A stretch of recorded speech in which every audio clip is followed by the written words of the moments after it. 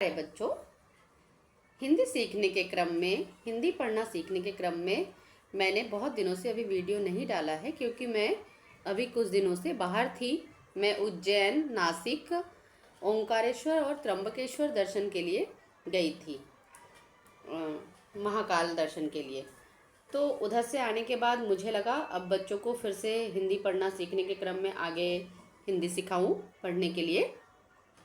तो आज मैं कक्षा 3 की पाठ 6 इकाई 2 हमारे मित्र, ये इकाई 2 आज से हमने शुरू किया है, जिसमें हमने पहली कहानी जो ली है बीरबल की खिचड़ी। तो सुने कहानी। चलिए अब इस कहानी को मैं पढ़कर सुनाती हूँ। बच्चों, जब हम बचपन में पढ़ना सीखते हैं तो सबसे पहले हम अक्षर या वर्णों को पढ़ना सीखते हैं। अक्षर या वर्ण पढ़ना जब हमें समझ में आ जाता है, फिर हम छोटे छोटे शब्द, बिना मात्रा के शब्दों को पढ़ते हैं।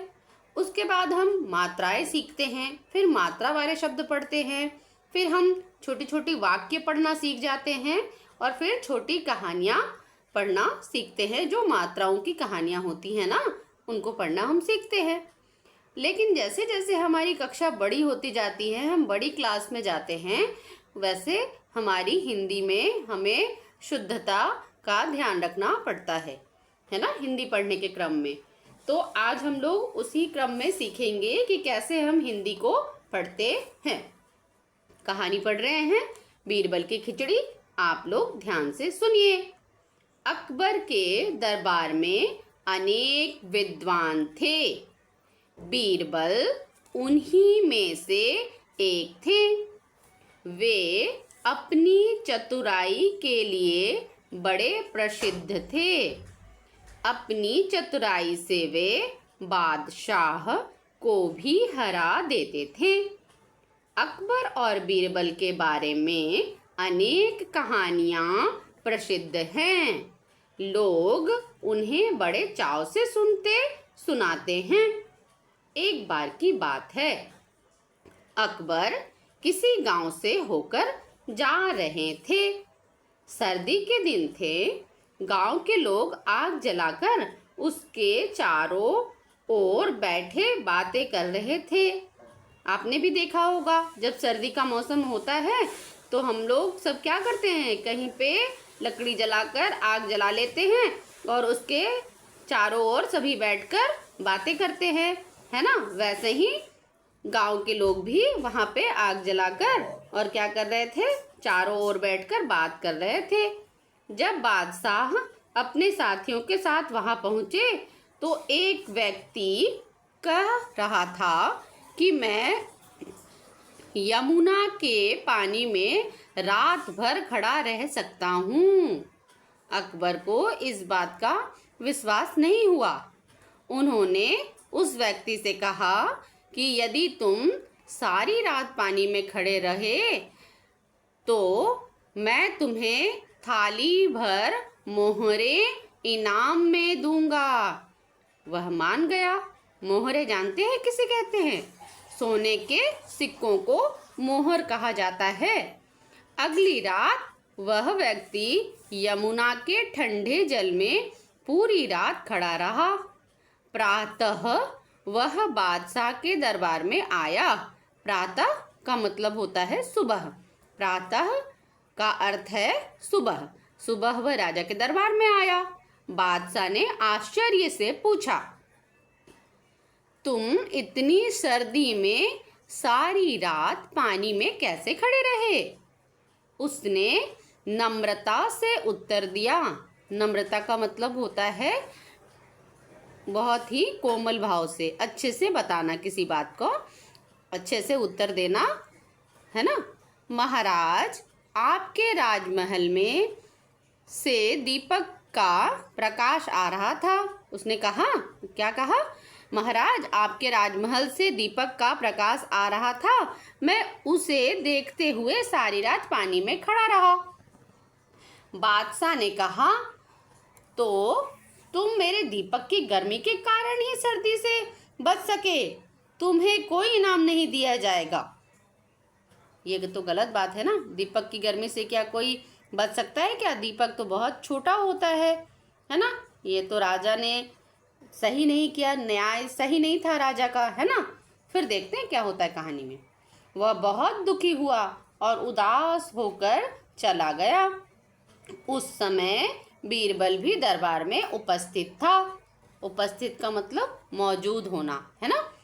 क्लास में जैसे बच्चे, कौन से बच्चे उपस्थित है बोलते हैं ना, उपस्थित मतलब प्रेजेंट, मौजूद। उन्होंने सोचा इस दुखी व्यक्ति की सहायता करनी चाहिए, क्योंकि बीरबल तो बहुत ईमानदार थे और उनको पता था कि राजा जो कर रहे हैं वो सही नहीं है। दूसरे दिन बीरबल दरबार में नहीं आए। अकबर को चिंता हुई कि कहीं बीरबल बीमार तो नहीं पड़ गए। उन्होंने बीरबल को बुलावा भेजा। बीरबल ने कहलवाया कि मैं खिचड़ी पका रहा हूँ। अच्छा, तो यहाँ आ गई खिचड़ी वाली बात, इसलिए इस कहानी का नाम है बीरबल की खिचड़ी। पक जाने पर दरबार में उपस्थित हो जाऊंगा। अगले दिन बीरबल को फिर दरबार में ना देखकर बादशाह ने कुछ सोचा। फिर वे बोले, चलो स्वयं ही चलकर देखें कि बीरबल कैसी खिचड़ी पका रहा है। जब बादशाह बीरबल के यहाँ पहुंचे तो उन्होंने देखा कि एक बहुत लंबे बांस के ऊपरी सिरे पर एक हांडी लटकी हुई है। हांडी मतलब मटका। हांडी से बहुत नीचे भूमि पर थोड़ी सी आग जल रही है। भूमि पर अर्थात जमीन में। देखो, ये हांडी लटकी है ना, और ये क्या जल रहा है? आग जल रहा है। क्या ऐसे आग जलाकर खिचड़ी पक सकती है? आप हमें कमेंट करके बताना। बादशाह ने हैरानी से पूछा, बीरबल, भला यह खिचड़ी कैसे पक सकती है? हांडी तो आग से बहुत दूर है। बीरबल ने उत्तर दिया, हुजूर, अगर वह व्यक्ति राजमहल के दीपक की गर्मी के सहारे सारी रात ठंडे पानी में खड़ा रह सकता है, तो इस आग से मेरी खिचड़ी क्यों नहीं पक सकती? अकबर को बात समझ में आ गई। उन्होंने दूसरे दिन उस व्यक्ति को दरबार में बुलाया और बड़े सम्मान के साथ उसे मोहरों की थैली भेंट कर दी।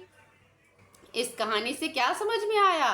बीरबल ने अपनी चतुराई से राजा को सही न्याय करने का रास्ता बताया या सुझाया, है ना। देखो, बातचीत के लिए यानी प्रश्न है। हाँ, यहाँ कुछ विलोम शब्द दिए गए हैं जिसे हम विपरीत शब्द कहते हैं। जब बादशाह बीरबल के यहाँ पहुंचे तो उन्होंने देखा कि एक लंबे बांस की ऊपरी सिरे पर एक हांडी लटकी हुई है। हांडी से बहुत नीचे भूमि पर बहुत थोड़ी सी आग जल रही है। बादशाह ने हैरानी से पूछा, बीरबल, भला यह खिचड़ी कैसे पक सकती है? हांडी तो आग से बहुत दूर है। तो ये जो लाल लाल शब्द आपको दिख रहे हैं ना, लंबे, तो लंबे का क्या होगा? छोटे।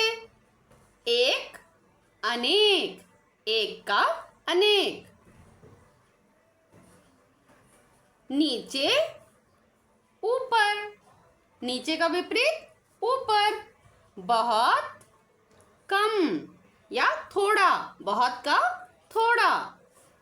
दूर, पास। तो हमने इसमें जो लाल शब्द दिए गए हैं उससे हमने विपरीत शब्द बनाना भी सीखा।